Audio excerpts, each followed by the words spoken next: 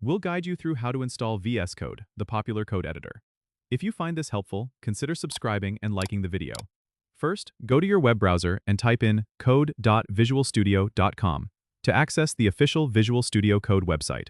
Once you're there, you'll notice a big blue button that says Download for Windows, Download for Mac, or Download for Linux, depending on your operating system.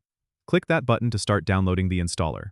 After the download is complete, open the installer file from your Downloads folder.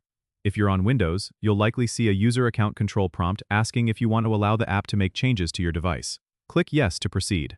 The setup wizard will open, guiding you through the installation process. Click Next on the initial setup page, then review and accept the license agreement by checking the box and clicking Next again.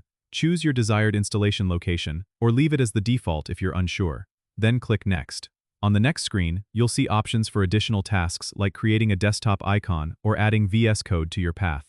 It's a good idea to check these boxes for easier access and integration, especially the path option, which allows you to open VS Code from the command line. Click Next and then Install to begin the installation.